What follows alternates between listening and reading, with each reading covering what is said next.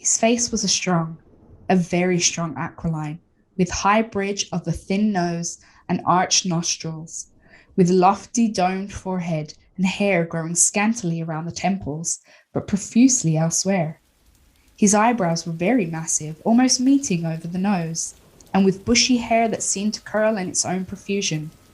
The mouth, so far as I could see it under the heavy moustache, was fixed and rather cruel looking, with peculiarly sharp white teeth.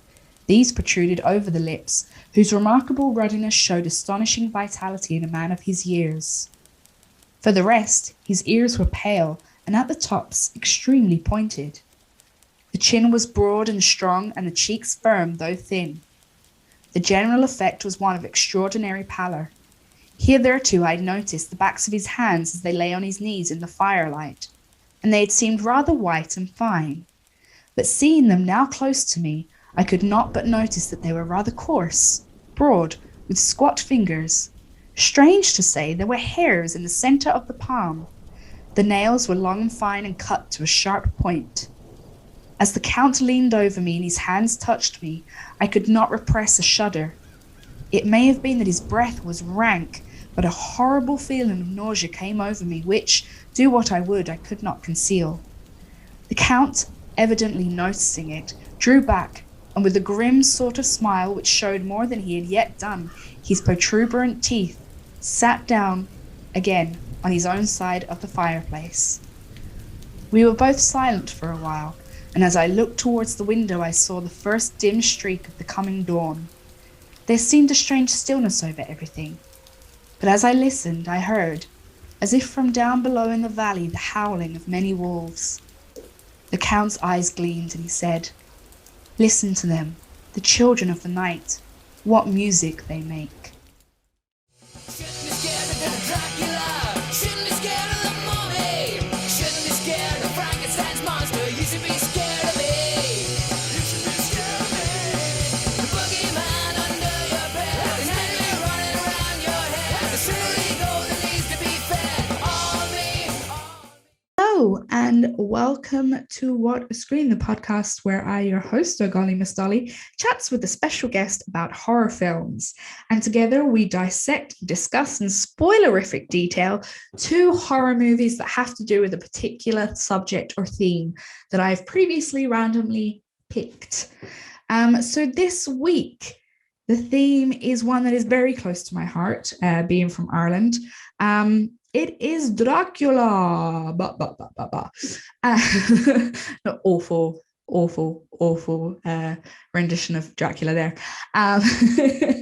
So it is an 1897 Gothic novel by Irish author Bram Stoker.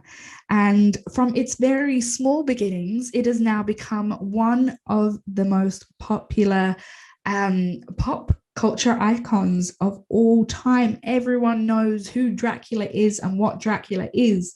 And when you say Dracula to a person, everybody has kind of the same image of a very aristocratic Eastern European gentleman with a big long cape.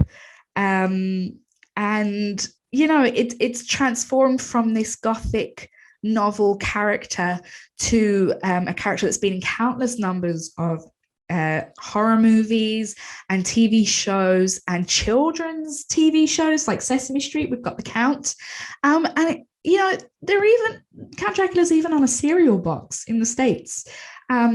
So I always think it would be really interesting to see what Bram Stoker would think of his character if he could see how big Dracula has become. So the novel was, as I said, written by Irish author Bram Stoker.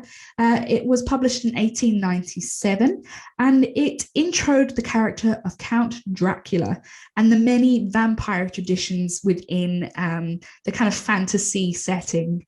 It tells of the Count's journey from Transylvania to England. So we are introduced to the character of Jonathan Harker, who is a solicitor, and he travels to Transylvania to chat with the Count and help him purchase Carfax Abbey in Purfleet and to move over to England. Now, while there, Jonathan is trapped and held prisoner, and he is kind of assaulted by three of Dracula's brides who are also vampires. And then Dracula hops onto a ship and he kills all the crew and travels to England.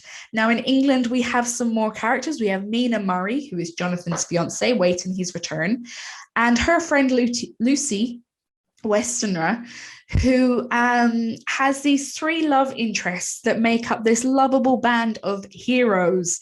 So we've got Dr. John Seward, who works in the local sanitarium, as they called it at the time. Quincy Morris, who is an American kind of ranger. And then we've got Arthur Holmwood, who's kind of more of the rich, aristocratic English gentleman.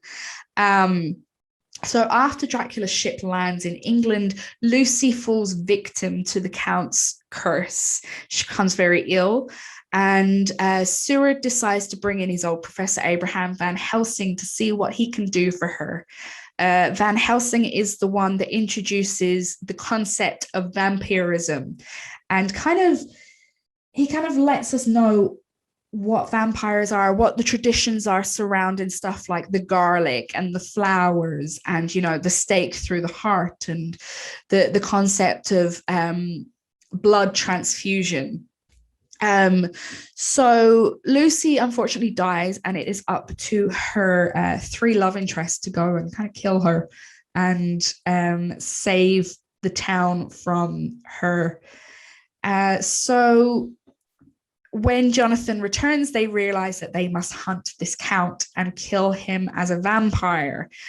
Mina has a special connection with the count, and it's kind of this whole novel is told through diary entries, through letters, through a ship's log, through telegrams, through newspaper articles. It's a really interesting way of writing this novel. So props to Bram for that. Before writing Dracula, Stoker spent several years studying European folklore and vampire mythologies, mostly being influenced by Emily Gerard's 1885 essay, Transylvania Superstitions.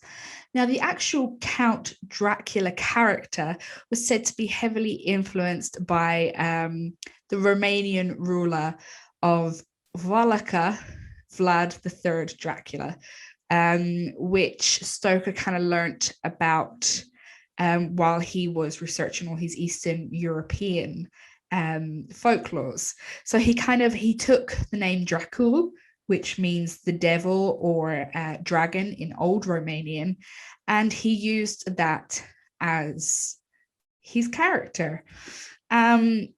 So at the time, Stoker was working for the Lyceum Theatre, and his idea was that he kind of wanted to make it a stage play.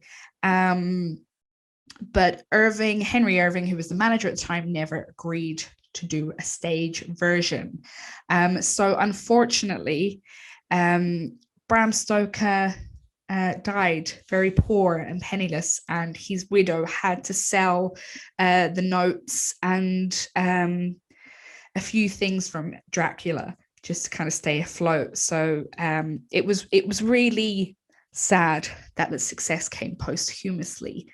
So then in 1922, there was a stage show, which then became a film, that it took the story of Dracula and it made it Nosferatu.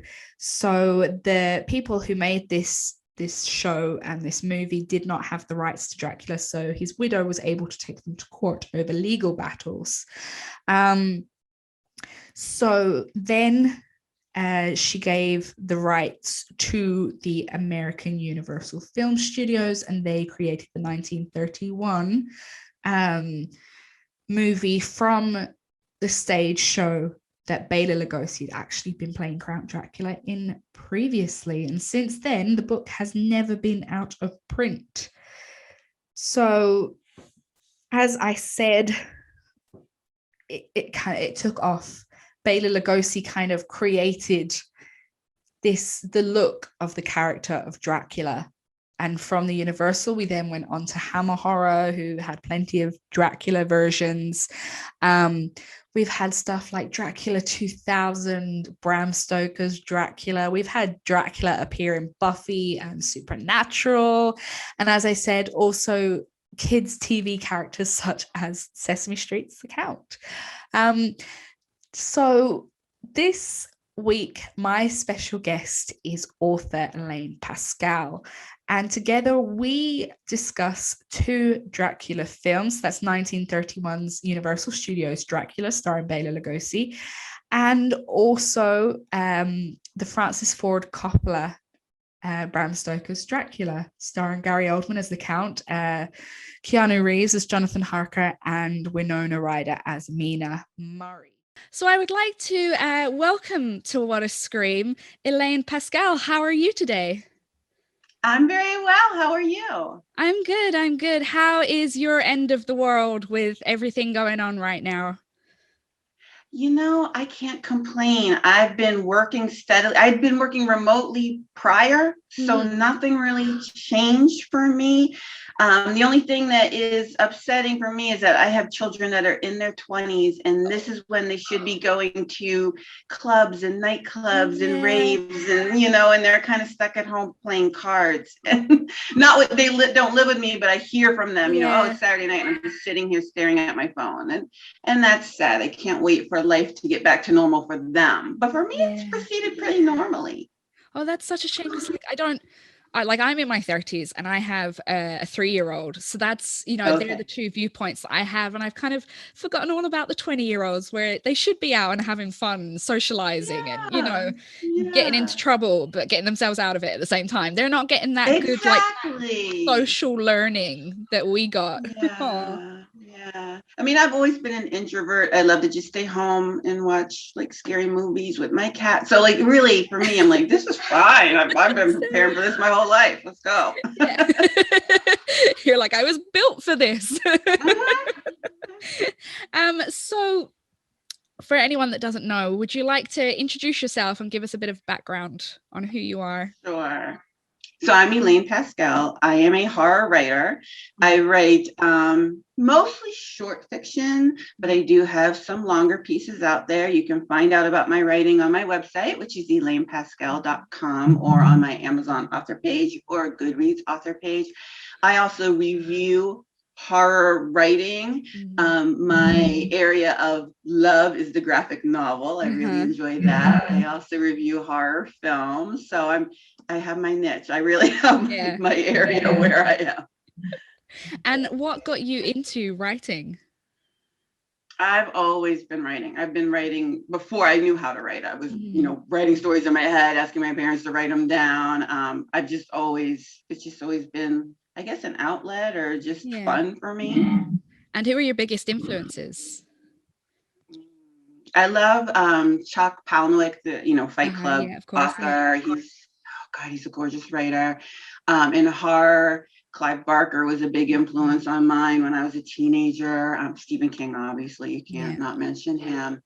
Flannery O'Connor was a big influence as well. I mean, I'm constantly reading, and I'm constantly impressed and surprised at how many talented writers are out there, especially when I look at the horror films that are going to be released next year, and it's all a reboot of The Exorcist, another Halloween, another Friday the 13th. I'm like, there are so many stories out there that would make really cool films. Yeah, that's what I do a little mini episode every week with my little sister, and we review films. And we were talking about Western remakes of Asian films and how it's really unnecessary in all these remakes. It's just really like, surely there are some great screenwriters out there writing amazing original films, and like, why aren't they being pushed? Like, why do we keep going back to remakes? It's so annoying. Absolutely. So we connected through the Women in Horror Month group. As a woman in horror writing, do you find that it is a bit more difficult to be a female author amongst such a boys club when you think about it? when I'm trying to get things published, I don't feel any sort of stigma or any sort of differential treatment. However, there have been times when I've been reviewing anthologies. Like I reviewed a really cool werewolf anthology, and I said, hey, there are no women writers out of the 16 authors. That's strange. That'll happen when there's this big imbalance often in collections and things, or when you go to conventions, and it does feel like there's an imbalance. But personally, when I'm trying to publish things, I don't feel any sort of like, oh, you're a woman, I'm gonna, this will be at the bottom of the slush pile. I don't feel that at all. Yeah. I mean, it's strange, like when there isn't someone who isn't like a cis male involved in anthologies, as you say, because obviously Mary Shelley was the original sci-fi kind of writer. She created this amazing character and story, and it's just, women almost invented the genre, that kind of way. Like, and even Bram Stoker went back to a lot of the mythos from the female gothic, the female gothic writers. That's right. From a century before him, with like the damsel in distress, all those kinds of things. He pulled those into Dracula, so he was also a fan of those women writers. Yeah. So how did you get into horror? What was your first kind of foray into it? That's what I've always written. I don't know. People have tried to talk me out of it. It's just what comes out. I've always loved it. I had a really kooky grandmother, as many of us have, that, would read me ghost stories and scary stories and tell me, and we would love to try to scare each other. And I've just always loved it. I find horror to be incredibly cathartic. Yeah. When we're living in the world we're living in today, where things are so uncertain and so scary, I love to watch a scary movie and kind of release those go they get really scared and get it all out. And so I've just always loved it. I've always, I'm not, when I want to relax and disengage from the world, I don't want rom-com. I don't want drama. I don't want to see other people like dying of disease. There's enough of that in my real life. I want to escape, and horror is an escape. Yeah, I completely get it. At the moment, I am watching Fear of the Walking Dead. So I finished Walking Dead. Obviously, the new episodes coming out one by one. So I finished that, and we've moved on to Fear of the Walking Dead. And the problem I have with it is it's just too much like real life. There's not enough zombie horror in it. And so I'm just like, it just feels like this is what I'm living through, but not in the fun zombie bashing brains kind of way. So I'm finding it quite stressful. Whereas a lot of the time when I watch horror, it releases that stress, it releases that anxiety and that stress for me. Do you remember what the very first horror film you saw was? Oh my goodness. I mean, I know I watched Jaws like on TV when I was very, very little. I was too young to see it in the theaters. I think it was like a Christopher Lee Dracula. Oh, okay.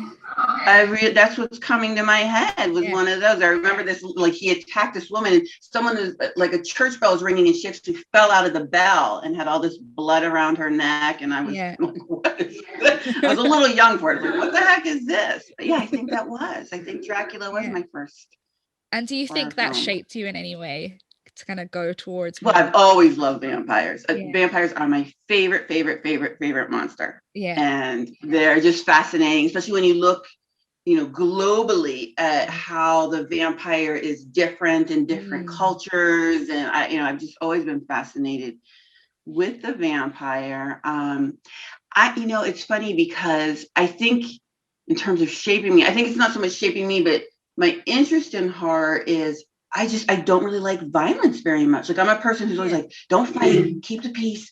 I don't like boxing. I like football. I don't like, other things that are violent. I don't like hunting. And I think, so I'm curious about horror and violence and anger and rage, because it's not something that's within me. Yeah, that's really interesting. I've always been really interested in vampires from such a young age. Like my favorite Sesame Street character was the Count. Like I was obsessed with Dracula from such a young age. I was obsessed with vampires. I went a bit into witches for a while, but it's always been vampires. You know, I was, Mm-hmm. as a teenager, it was always Buffy the Vampire Slayer. I was obsessed with like the Lost Boys. Oh yeah. I remember people used to ask me, when you grow up, what do you want to be? And I used to say, I want to be a vampire. Like that was the job I was hoping for when I was younger. And I was obsessed with like mythologies from all around the world and folklore. And even when I I'm so went to happy you college, didn't mention Twilight. oh no, I was never. I liked one of the actors in it, Jackson Rathbone, who was like, he's the really cool guy who Oh has a yes. band. Oh, he's lovely. Yeah. Yeah. And like I Yeah. met him and he was lovely. So that was the only Oh, I had with Twilight. Otherwise, I was just like, no, these aren't vampires. Vampires don't exactly. They're sparkle. not. No, absolutely not. That was always my like. This is so not the mythology. I don't want anything to do with Yeah. it. I appreciate and respect people that want to be into it. You go do you, but I was just like, it's not for me.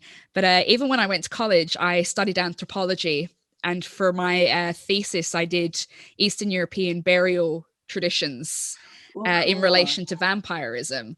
And I think my teacher thought I was absolute like a little bit gone in the head because I was just like, look what I'm doing. And she was like, oh. But yeah, so I have the same. I'm absolutely obsessed. Still am, you know, Yeah, absolutely me obsessed with too. vampires.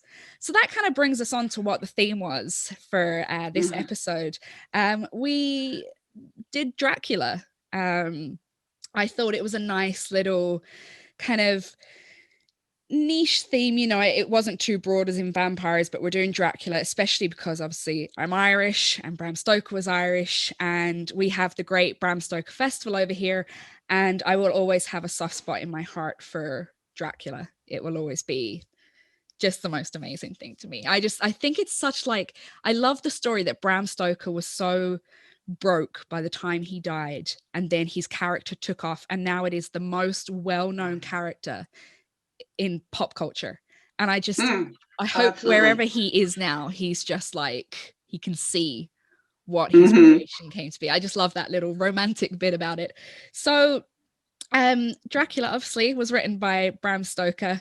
And it is apart from Frankenstein, it is the gothic novel. um I take it you have read Dracula. Hundreds of times. It's brilliant. It's just so brilliant. Yeah. And there's so many ways to read it. Mm. It's brilliant. Yeah, I mean, obviously we can take it as the horror novel. It's also an adventure story. And it's also a love story. And I love those, as you said, you can read it, you know, as different themes. But what is the theme that stands out to you the most in the novel? What I love the most is, this is kind of a weird way of reading it, I guess, but apparently it was sort of Stoker's intent or part of his agenda. He really was not fond of British men. And so he created these characters. Like, you have Jonathan Harker, who ends up being the damsel in distress in the castle, which readers of the time would have recognized that. They would have recognized this frail, fragile female running around a castle away from a monster. And here it's this lawyer, this Yeah. British lawyer running around away from this monster in a castle.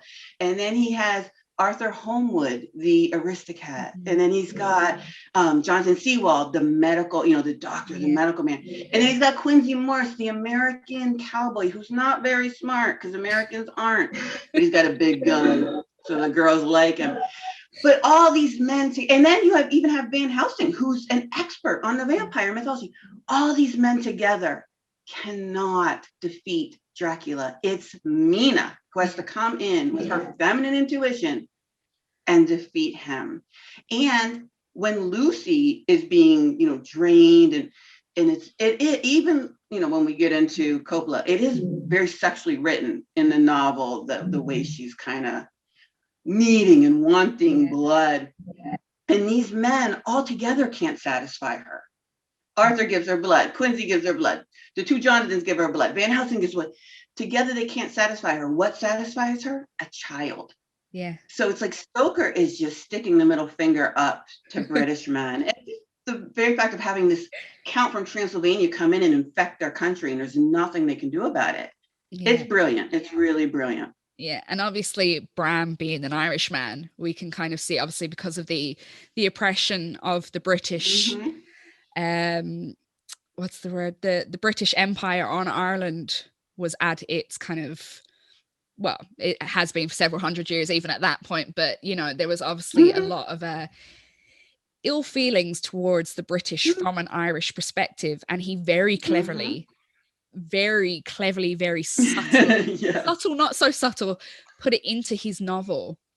And I just love the way also he as you said, he portrayed these women as, even though they are from an era of repression, they wear these corsets that repress them. They're not meant to show their sexuality. And this whole novel is about two women in particular, kind of overcoming that repression and discovering themselves. Lucy has discovering 3 boyfriends. Yeah, she is great. Like, I loved Lucy. She is fantastic. She wants them to, she's like, I wish I could have them all. They're great, like they're all kind of just a little bit okay, but together they're awesome. Yeah.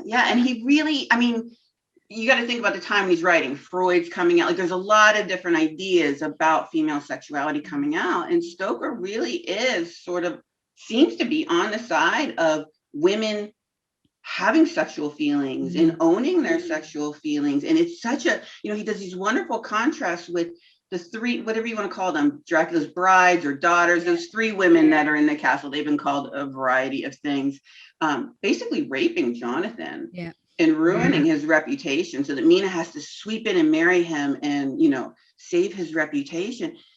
But at the same time, he's rescued by 3 nuns, 3 asexual women or non-sexual women. It's really, Stoker's really doing a lot in the book with sexuality and sort of playing around with female sexuality. It's really interesting, especially for the time period. Yeah, I just love the way he kind of flipped the gender roles almost, as you said. And obviously reading back, I heard that he was a little bit influenced by another vampire novel called Camilla.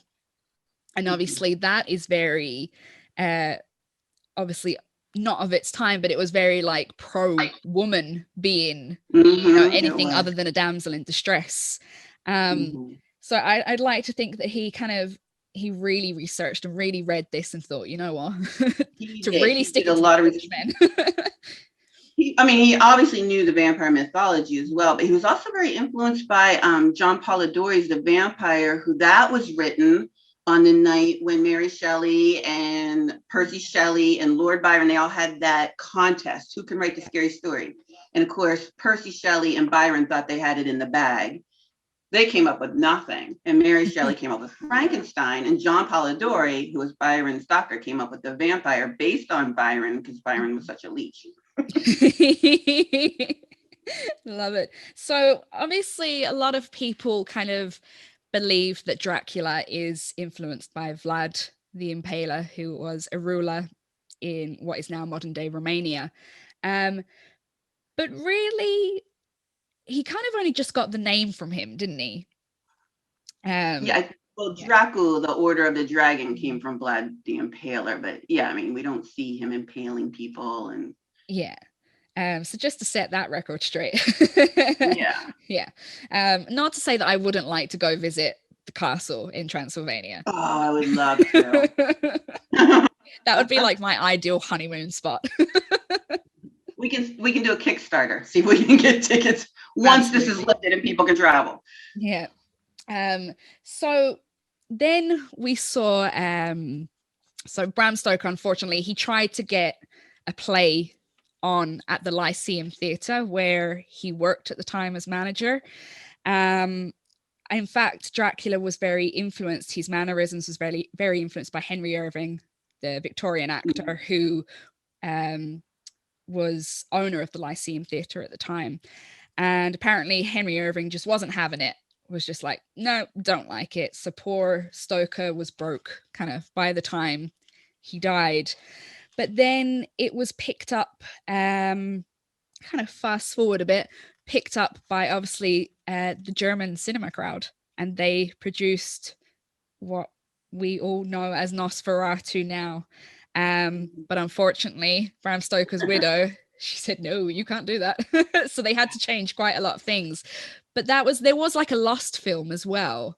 I can't remember the name of it, but Nosferatu was the first kind of big screen Mhm. Dracula adaptation, just for copyright sake. Yeah, let's be careful. Yeah. So have you seen Nosferatu? Yes. Yes. What do you think of I love it. Nosferatu? He is so creepy. Mm, So creepy. Even today, it's still creepy. mm, yeah. Love it. It's terrifying. They Just were the supposed to rat-like. burn all copies of they were told they had to burn all copies, and somehow they didn't, like they saved one or two, and Yeah. that's how we're able to see it. That's amazing. Yeah, but it's such, obviously in the novel, Dracula isn't initially, you know, a beautiful aristocratic man. He is a hideous old figure. And obviously in Nosferatu, he is that hideous figure. He's the rat-like creature, and you know, he's got the long fingers and the two front teeth that are sharp.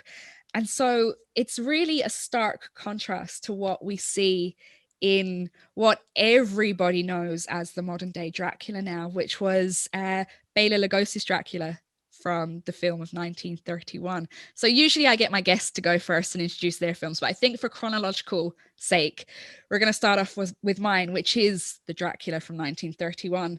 So it is a supernatural horror produced by the infamous Universal Studios, who had also done, you know, Hunchback of Notre Dame.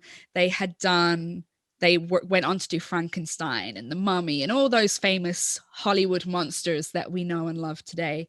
So Dracula was a pre-code film, which, just in case if nobody knows, there was something called a Hays Code, which basically said what could and could not go into the content of Hollywood films. So obviously you weren't allowed, you know, any queer coded kind of subjects. Sexualization obviously was very frowned upon. So Dracula was actually a pre-code one, which is great because we do see a lot of sexualization in this film. Even though it was the 30s, it's a very sexy film for the time. So it is directed by Todd Browning. It is based on the 1924 stage play by Dean and Balderston, which Bela Lugosi also starred in. And the cinematography and uncredited directorial job by Karl Freund, who was a German surrealist cameraman. And you can see a lot of German surrealism influences in Dracula, like with its set design and its camera angles. You can definitely see similarities between that and the German surrealist films. So it was the first sound adaptation of the Stoker novel. Todd Browning was obviously a very famous silent film director, and we can kind of see that there's not a lot of dialogue.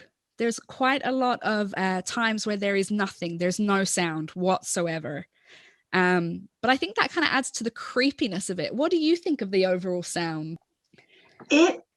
It's interesting to me. I just get so caught up in Bela Lugosi whenever I'm watching the 1931 and his deliberate delivery of the lines, and how that is just like, if I said to you right now, do a Dracula impersonation, that's what you would do. You would do him. You wouldn't do anybody else. Yeah. You would do him. And if I said to you, I want you to come to my party dressed like Dracula, you would wear his costume. I mean, it's just so iconic. But yeah, there are these odd pauses and moments of silence in the film that really made me think a lot of silent film. Yeah. That it was done in that style. And there's the scene where they're on the boat, the Vesta is coming. And apparently that was actually taken from another film. That wasn't made as part of 1931. It was from another film. And it was originally a silent film. So that's why it's like choppy, sped up, weird looking. So it's just, just an interesting kind of, it's a weird film to watch in 2021. Definitely. Yeah. I mean, I watched it with I think it was back in the 90s. Universal wanted a a score written for it, and they re-released it with this score. So I mean, I've watched this film many, many times, but I've always watched it pre-score. You know, it didn't have the score with it, but I watched it this time with the score, and it almost ruins it. It's not as like creepy or as, you know, like in modern day horror, when there's no sound, when there's no score, you know something bad's going to happen. Like, you know. So with this, I feel like the score just ruined it a little bit, because it is meant to have that eerie anticipation, you know, before the count kind of appears or before we know what's really going on. So I kind of felt like the score ruined it a bit, which was a shame. And there's weird moments too where they just zoom in on Lugosi and his eyes are all glowing, and like there's no sound and he's just staring. Like that's really scary. It's very scary. So the story follows, unlike the novel, it's actually Renfield that goes to Dracula's castle and becomes his kind of familiar, or his, you know, manservant. Whereas the novel, he is in the asylum back in England, and it's actually Jonathan Harker that goes to. That's what we see. Whereas in this film, it's Renfield, and he takes him back on the ship. And then Renfield is obviously committed to the asylum. And then we see, we are introduced to Harker and Mina and her father, and then Van Helsing. And it's very, I mean, obviously there was a lot of budget kind of restrictions in this. That's why it is so kind of compacted, and why the story was changed a little bit. And they had a lot of time constraints as well, because in the evening they had to give way for the Spanish version of Dracula to be filmed. So in the morning, the English version was filmed, and then in the evening, the Spanish version was filmed. So they had a lot of time constraints as well. But as you said, Bela Lugosi created a cultural icon in his Dracula. Like it, I don't think people understand the absolute, you know, what's the word? Just how big it is that he played Dracula, and the way he played Dracula, and the costume design. Otherwise, we wouldn't have the Count from Sesame Street, and we wouldn't be going around going, bah, bah, bah, bah, you know, that kind of way. Children of the gods. So what do you think of Bela Lugosi as Dracula? I mean, that is what you picture. There is a difference between playing a vampire and playing Dracula, especially now after Bela Lugosi. You know, if you're going to be in a vampire film, you can do a vampire, and many vampire films look at vampires in different ways. Sometimes they're very animalistic, sometimes they're very human.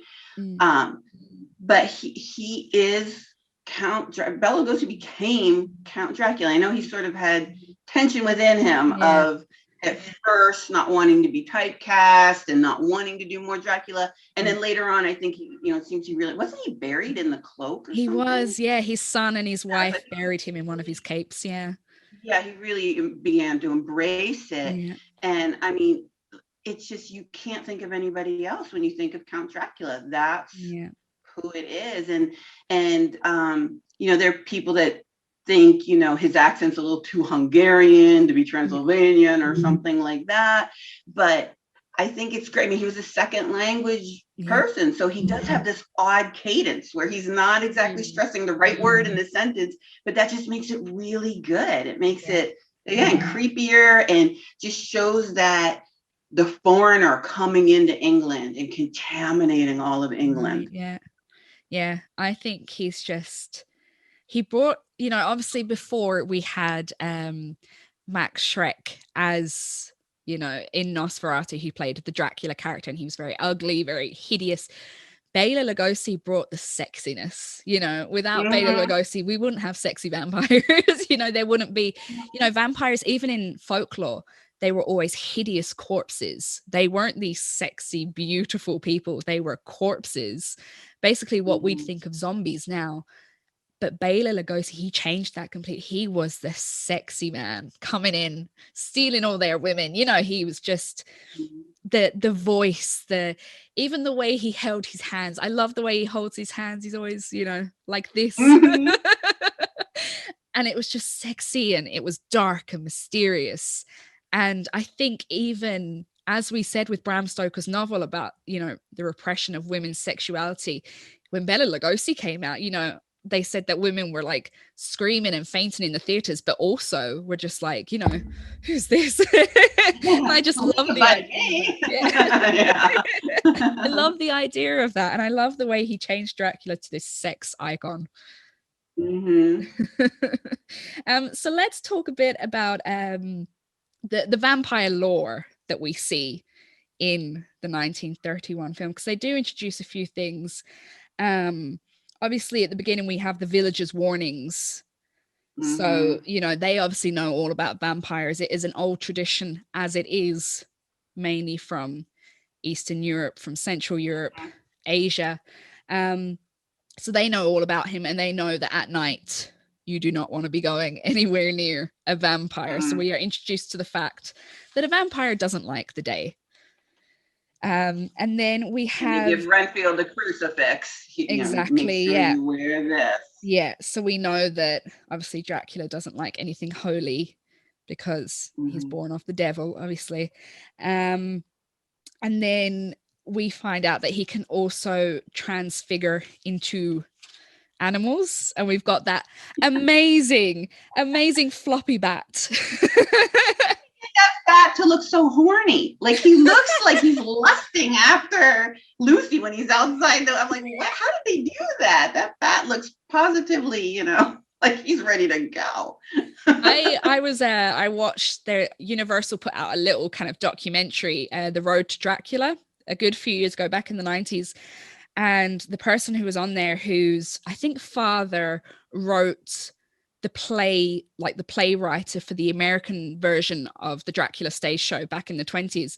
And they were saying that someone had to stand behind with the bat flopping it, but the string broke and the bat flew off into the audience. These people were screaming, and then they had to figure out how Dracula was going to like suddenly appear, because obviously he's got to turn from the bat into Dracula, and all the people were just like screaming because they thought it was a real bat flying into the audience. I love that little story. I just thought it was great.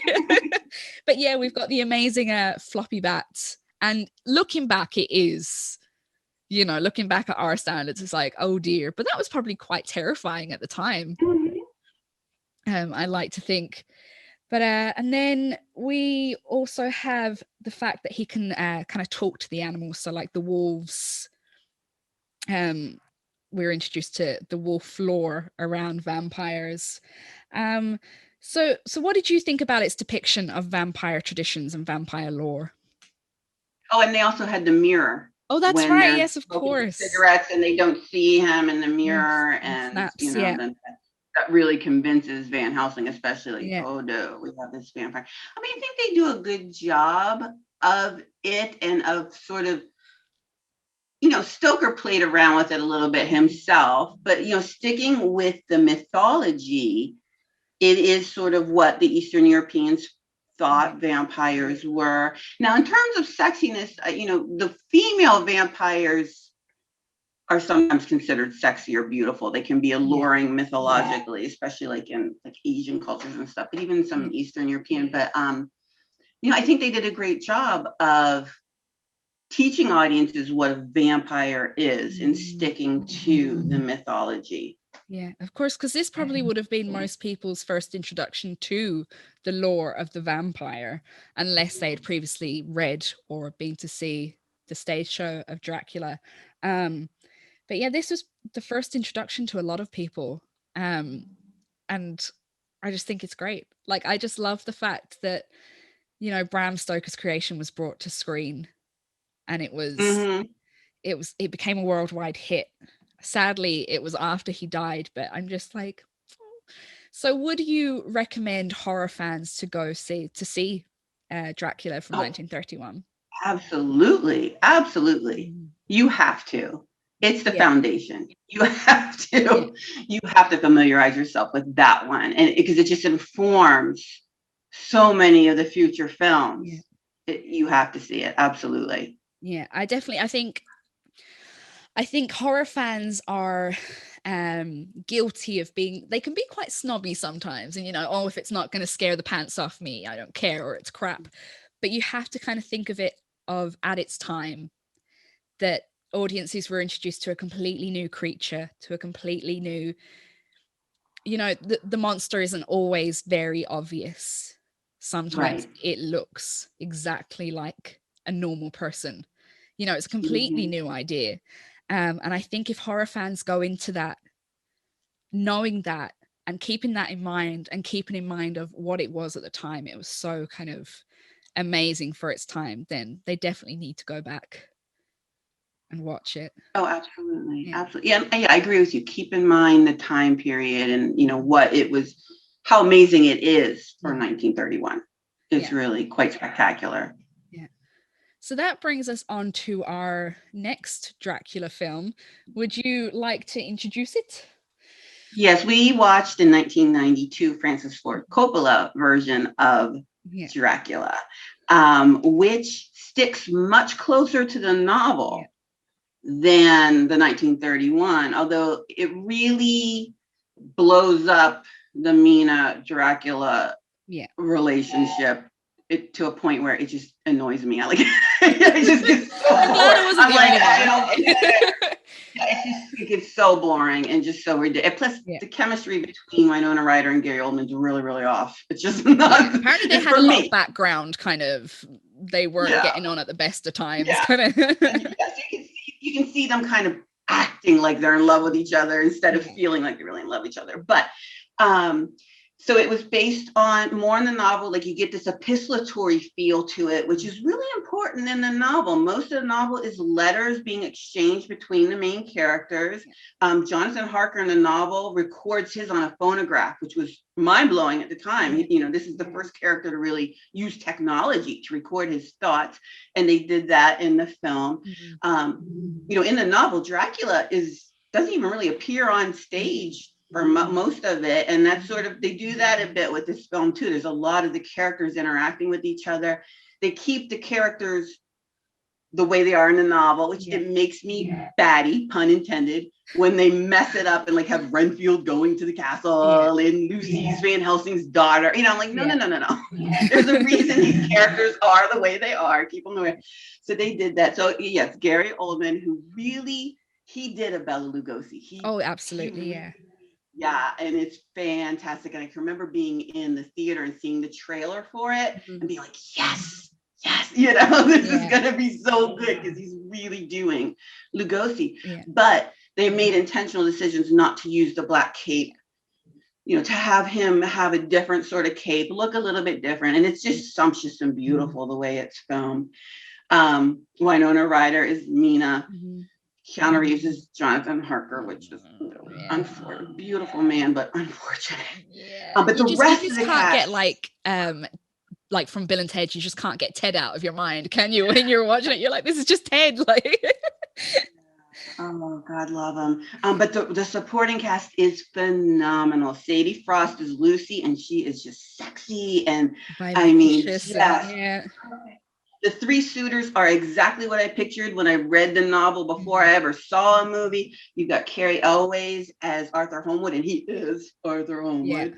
You have Richard Grant as the scientist, and you have Bill Campbell as the cowboy, and they are perfect. Tom Waits is Renfield. He's awesome. And they do this sort of like steampunk Renfield sanitarium thing. It's so cool. He almost steals the show.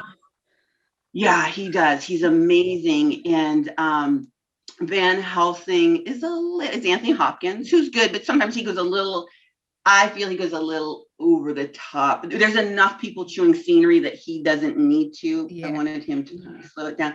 But the film keeps like my favorite scenes from the novel, like Renfield asking for a kitten, which is just so weird and creepy. The three, women attacking Jonathan Harker, the nuns, the wedding, everything, the transfusions, all the scenes that I really love. So despite Winona Ryder and Keanu Reeves often taking me out of the movie, it's really one that I love just because it's beautiful to look at and because I felt like they really tried in many scenes to stick to the novel as closely as they could. Maybe because the widow's long gone and she's not going to sue them and make them burn copies. I don't know. That's exactly it. Well, it became a part of the public domain in the 1960s, didn't it? So Yeah. But yes, as you say, it is very visually stunning. And apparently Francis Ford Coppola was very, very, they were very, very like, no, I don't want it to be flowing capes and widow's peak. And so they won Oscars for best costume design, best sound Oh, they editing, and should. The best makeup. costumes were amazing. Yeah. And the costumes, if you look at them, they're so like dreamlike, which was what he wanted to, and they're nightmarish and they're surreal. And even the one that always sticks out in my mind is Gary Oldman at the very beginning, where he is going off to war and his armor, and it looks like, I understand it's meant to look a bit like a dragon, but it looks more like muscles. It Like, it does, reminds me a yeah. lot of Like that. yeah, it's Yeah. amazing. Which again, that's a nod to the Vlad the Impaler, Yeah. that they start this, which is different from the novel. They do start Yeah. in a sort of different way with this. Yeah. Yeah. But the But it is, his costuming is costumes. just, yeah. I mean, and of course everyone knows the Gary Oldman, top hat, gray, kind of pale bluish gray suit. It's very, and the glasses as well, everyone knows that. It's very, I just said it's very steampunk. It is, yeah. That's what I was saying. And Renfield too. Yeah. Like and Stewart, when he's in the sanatorium, he's very steampunk. It's really cool. Yeah, it Very is really, cool. really cool. Apparently the makeup was influenced a lot by Catholic iconography as well. And you can definitely see that with Gary Oldman's Dracula. He hasn't got, the black widow's peak. He's got very soft curls and his makeup is very soft, and it looks a lot like the religious kind of paintings that we see in Catholicism. Which is obviously funny because Dracula was, he went, especially in the beginning scenes of the film, we see him going against the church and saying, why has this happened to me if I've been fighting for God? So he kind of commits the sin. Revoked all, yeah. Yeah, and that is how he is created, drinks the blood, which is obviously a big fuck you to the blood of Christ. So that it gives us a bit of a background of how Dracula came to be a vampire, basically, which I really appreciated because we're not shown that in the previous films. And it's always really interesting to think about with folklore as well, like, where did vampires come from? Because obviously every country's got a different kind of tradition. A lot of people, it was if they committed suicide, they'd become vampires, or or like the seventh son. Some people think Adam and Eve, his first wife Lilith, when she refused to lay with him, became the first vampire. So there's all these different ideas out there of where a vampire, how did the first one come? Yeah. So obviously a lot of TV shows and films have covered this, but I appreciated the opening scene for this Dracula a lot.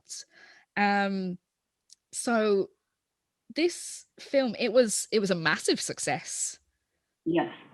It grossed over $215 million and obviously won 3 Oscars. What were you you said that you kind of saw the trailer in the cinema. Do you remember how successful it was? Was a lot of people talking about it?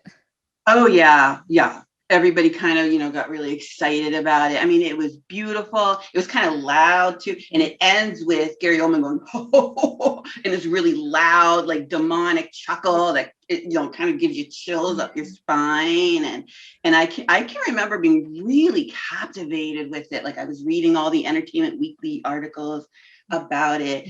And one of the things I love about the novel is that the 3 suitors, despite competing over Lucy, and despite some of them even having feelings for Mina, they remain loyal to each other. They don't ever turn on each other. They're there for each other the whole way through. And apparently when filming Dracula, Coppola really wanted to portray, and you do get that vibe when you're watching the film, like, oh, these guys dig each other. And so I guess Carrie Elway's, Billy Campbell, they would do all these little like retreats together and do fun things together to bond with each other, so that it was really obvious that even though they're fighting over these women, they really, bros before hoes. They've got each other's back the whole way through. Yeah. One character who I absolutely loved was Richard E. Grant's character. I just thought, because he was so tortured at the same time, and you really felt his pain of, you know, not Lucy obviously didn't choose him, and obviously there's little things to him perhaps having an addiction problem, and it's just he just plays him. I love Richard E. Grant anyway, but he's almost the breakout character for me. You know, I didn't really care that much for Mina and Jonathan and Van Helsing. I cared more about him and Lucy and the other two suitors. And I really loved the way that they weren't just cast aside as side characters to just further along the story. Like Francis really took care with those characters. And I think that's how Stoker would have wanted them to be portrayed. I think so. Yeah, I mean, Seward remained her loyal doctor despite her picking Homewood. Yeah. And I think they all did such a fantastic job of conveying that, like when she would be an invalid in bed and you know, like Quincy would come sit in her bed and she would go, kiss me, Quincy. You know, like the pain on his face of like, I just want to scoop her up and kiss her and love her, but she's not mine anymore. You know, it just really, they did such a great job. Yeah. And especially, I love the way Lucy was portrayed as well. Her costumes were fantastic. Like a showgirl's dream. They're just like, no wonder they won Best Costume Design. I think it was just alone for her costumes. And I just love the way, because she is such a vivacious character and they portrayed that, you know. Thank God. Sometimes she's such a stick in the mud in the movies. Yeah, I mean, she's writhing on the bed and having sex with like the wolf-like Dracula, and then the scene where they go to her crypt, and she's not there, and she comes walking down with the baby, and she's almost in like a bridal. I mean, it's just amazing. Yeah. And she, especially in this film as well, as in the book, she is the embodiment of female sexuality and not being repressed. Even before she's made into a vampire, she's very like, you know, she might be of the aristocracy, but she does not care. You know, she will be who she wants to be, and she will express it how she wants to express it. And I love the way that the film didn't shy away from that. No, and Stoker really made that very clear when after Lucy died and children were being attacked, the children would say, oh, it was a Belufa lady. She had red lips, like basically a prostitute. They were confusing her with a prostitute. So he was very clear about there's a real sexual part to this. And she's, you know, kind of beholden to her sexual lust. Whereas in the 1931, Lucy's the woman in white. Yeah. Which is not yeah, not at all. Nurses wear white. What are we talking about? Yeah, so as we've said before, this Dracula is a bit closer to the novel and a bit closer to the themes and the kind of messages that I assume that Bram Stoker kind of wanted to convey. So would you recommend this film to vampire and horror movie lovers? Yes, I mean, it's what I in my pay my bills life, I'm an academic, and I've taught many courses on vampires, on monsters, and you know, for a while I had the Twihard girls who would come in and say, Edward Cullen's a man. And I was like, no, you need to watch Gary Oldman and 30 Days of Night. Yeah. That's a vampire. You know, I was trying to give them these other vampire films and say, no. You know, this is what vampires are all about. And then they would come back and say, oh my gosh, okay. But yeah, I would 100% recommend this. Again, go into it knowing that Winona Ryder and Keanu Reeves are going to be a little, it's almost like they're in a different movie from everybody else, sort of how it feels, and just kind of push that aside and just enjoy. Gary Oldman just choose the scenery like it's nobody's business. It's fantastic. And like you said, the costumes are amazing, and the supporting characters are fantastic. Yeah. I just like the way as well. Also, you know, we said that back in the 30s, Dracula kind of introduced everyone to the theme of Dracula. Whereas I feel that the 1992 Dracula almost did the same, you know. I mean, obviously we had like the 80s vampires, and that was all about, you know, modern teenagers, young people, rebelling, that kind of thing. Whereas the 1992 Dracula really brought it back to its roots and introduced a whole new generation to the gothic, you know. And I think that's why it's quite an important film. And I really appreciate the way that Gary Oldman did, because he's already said that Bela Lugosi was his favorite Dracula. And I really like the way he paid homage to him. And I especially like the way they kept in the line, I don't drink ... wine. I remember being in the theater and being like,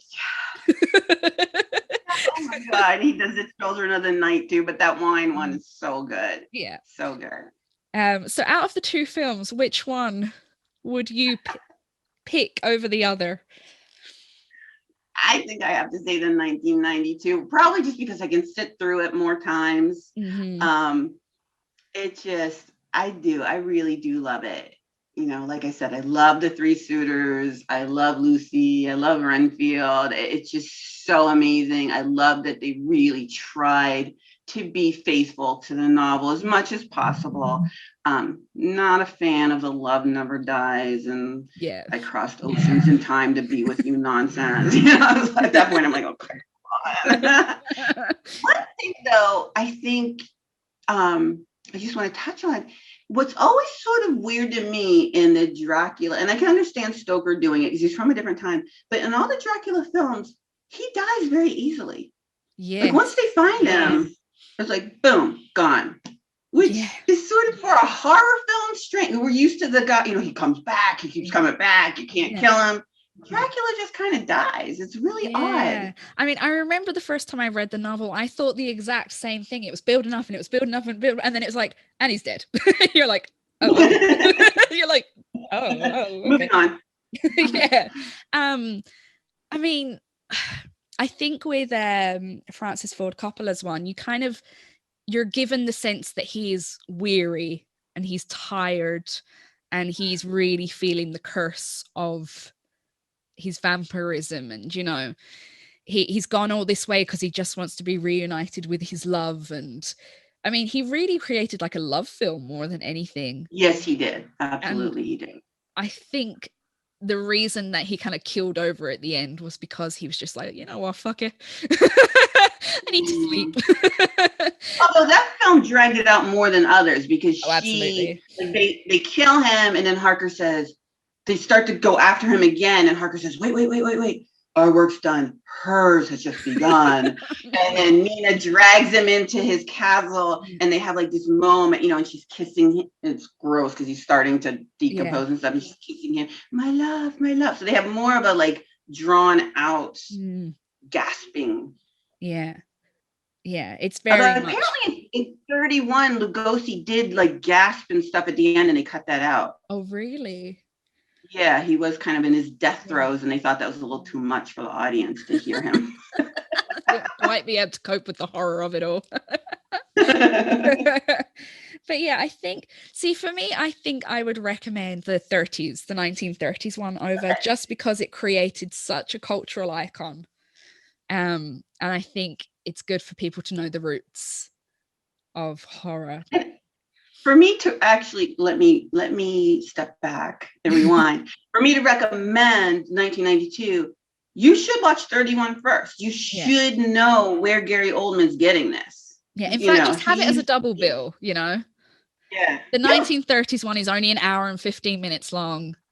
You know, you can make a whole evening of Dracula, watch the 30s one, and then you can do the 2 hours of the 92 Dracula.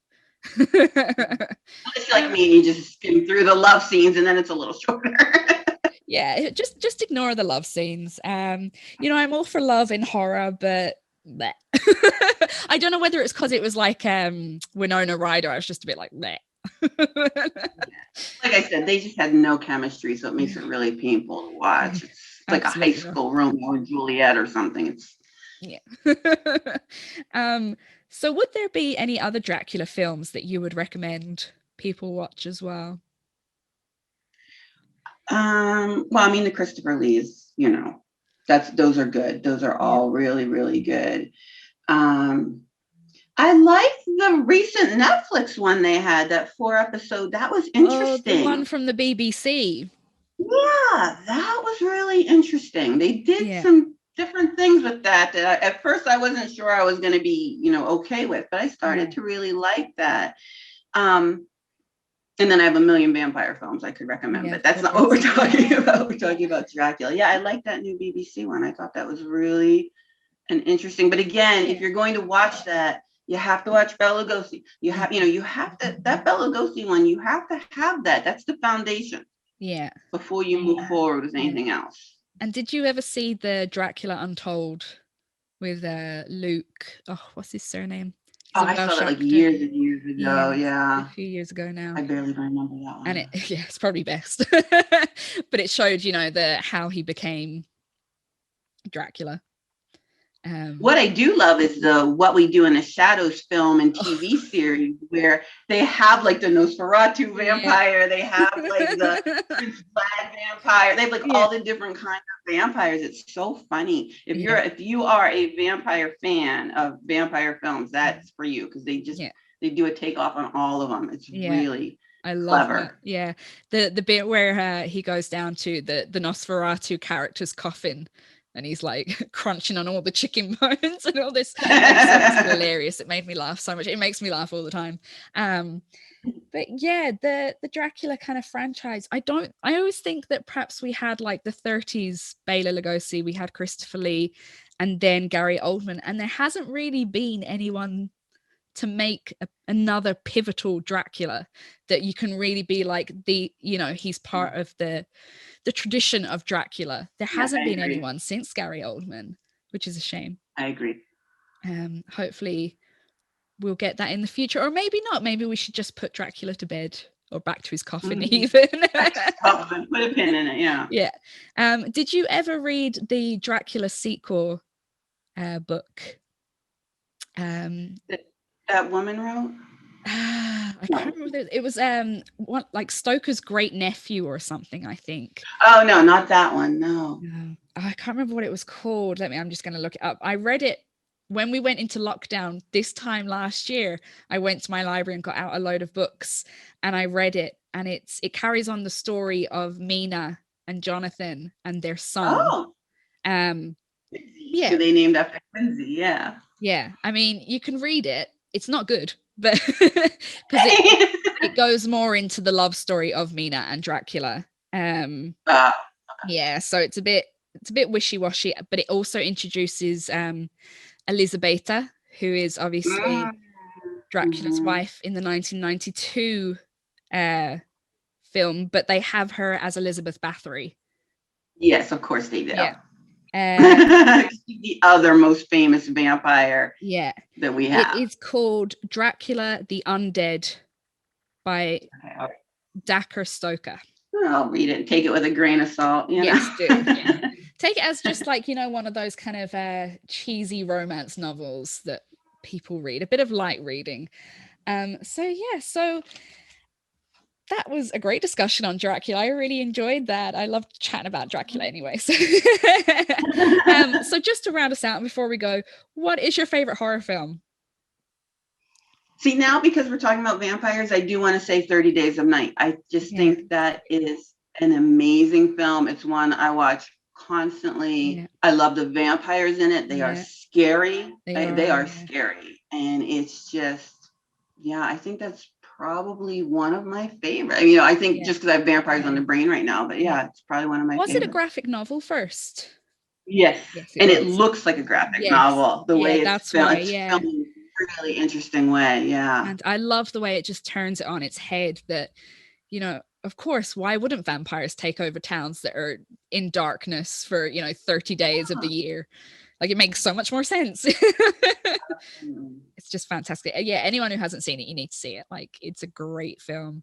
The vampires, they're not as sexy, but they're scary. No. So scary. And they're very violent, very animalistic. They will just rip you apart. It's very scary. And Josh Hartnett is brilliant in it.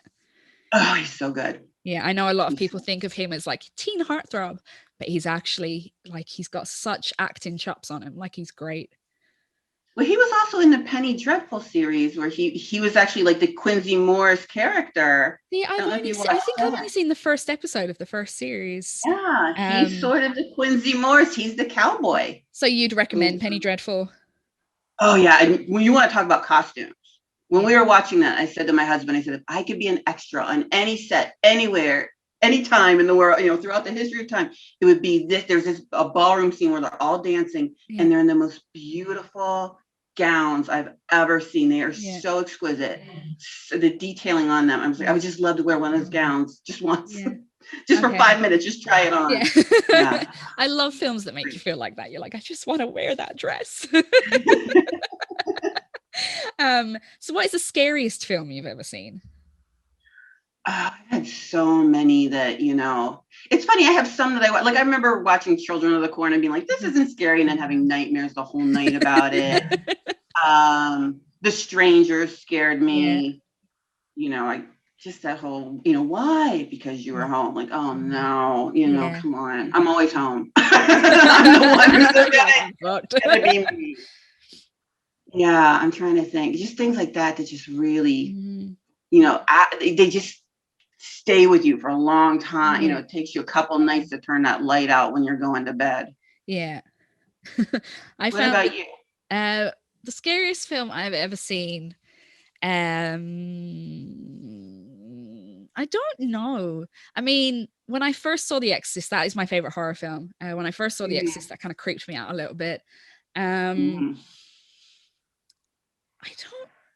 There's an Irish film called The Devil's Doorway, which is great. Definitely recommend it. It's very creepy. It's set against kind of a very dark part of Irish history. I don't know if you've heard about the Magdalene laundries. So the Magdalene laundries are where unwed mothers and pregnant people were sent, and they were very abused by the Catholic Church. Okay. So very dark, but it's set against that, but in a really respectful way. But it's still scary as hell. It scared the absolute bejesus out of me.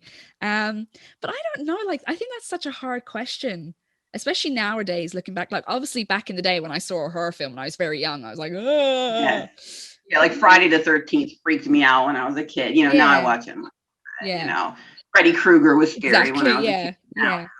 But now I don't know. See, I even watched Martyrs the other day, and apparently that's meant to be, the most fucked up film ever. And I was just like, So I think it's hard. I think I'm still searching. You developed an immunity. You do, yeah. You become really desensitized. And I think I'm still searching for that film that freaks me out. It's like a journey for me. Oh, Blair Witch freaked me out too. Yes, actually. That would probably be one of the films that freaked me out. Yeah. Especially the end scene. Long time to the very final scene. I had nightmares about that for days and days and days after. That definitely made me go, whoa. Yeah. Thank you so much for it's so much fun. Yes. I always enjoy chatting about Dracula, and I love it when we've got like a novel or literature as the root and the background, and I just love doing that. I just love it that somebody else wants to talk about Dracula, because the people around me are like, enough about Dracula, we know. It would be great if we could do a Gothic literature series. Oh yeah, an idea. So we could do Frankenstein next. I think yes, very good. Yeah. Okay, so thank you very much. So that was my chat there with Elaine Pascale about Dracula and 2 Dracula films. So that's 1931's Universal Studios Dracula, starring the great Bela Lugosi, who was perhaps the Dracula. I don't think there's anyone else who can really hold a torch to him. Sorry, Christopher Lee fans, but nah. And then we have Francis Ford Coppola's Bram Stoker's Dracula, starring Gary Oldman as the Count, who took a lot of inspiration from Bela Lugosi. So as always, if you have any ideas about this week's subject, if you think there are better depictions of Dracula, or if you think Dracula isn't really all that great, get in touch with us over on our social media. So that's Instagram and Facebook, What a Scream Podcast. We are also on Twitter, What_Scream. And then We are also on Letterboxd, so you can keep up to date with what films are coming up. So nothing gets spoiled, and you can kind of do a watch along, and it's all fun. And then also you can get in touch with me. Perhaps would you like to be a guest?